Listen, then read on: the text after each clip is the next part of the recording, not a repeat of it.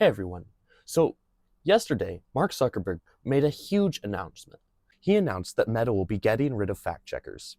This is a complete reversal of previous policies on Facebook and Instagram, where individuals were often blocked or made lower priority in the algorithms. So, what exactly did he say? His first point was that Meta would replace fact checkers with community notes. This is akin to what Elon Musk did to X.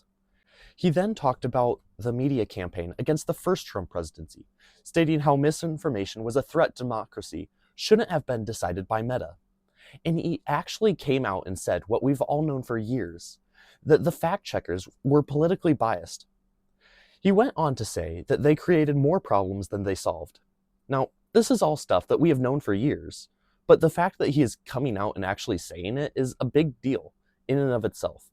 He admitted that some of the content policies, such as immigration or gender, were, quote, out of touch with the mainstream discourse, end quote.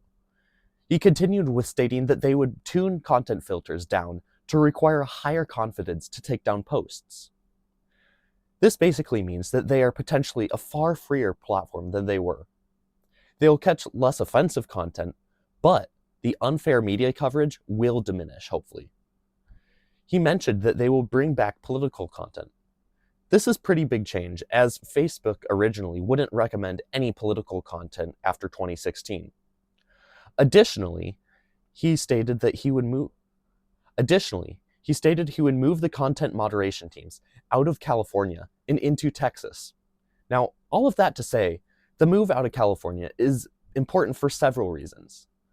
First of all, California has made it clear that it will only allow content that they believe is true news, as opposed to any false news.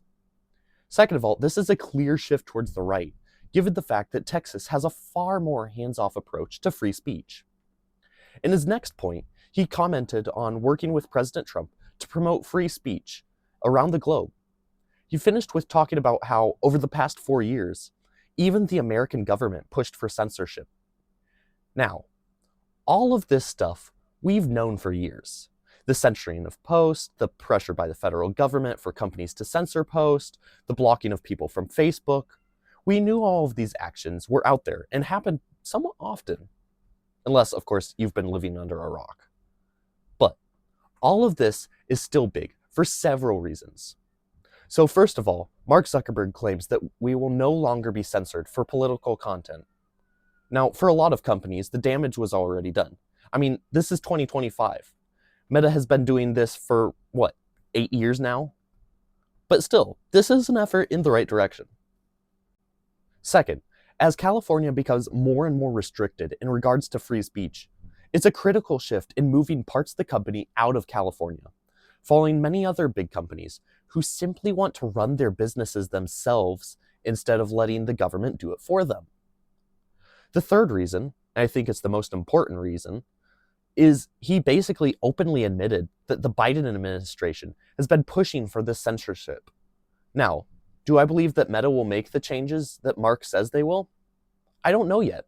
I think it's a step in a good direction, and I'm hopeful, but we'll have to see. Facebook has just appointed Dana White onto their board, so it's apparent that they at least are trying to seem open-minded. It could be that X has been so free-thinking that Meta decided to jump on the bandwagon. Or that with the Trump presidency coming up, Meta decided they were going to try and get on Trump's good side. I think it's still too early to tell what the motives are behind this, and we should take Mark Zuckerberg's comments at face value, while maybe still with a little grain of salt. Either way, this is a big move in the social media world, and I'm looking forward to see what happens next. Alright guys, thanks for listening. Don't forget to like and subscribe to Vanguard for Freedom, and I'll see you next time. Thanks.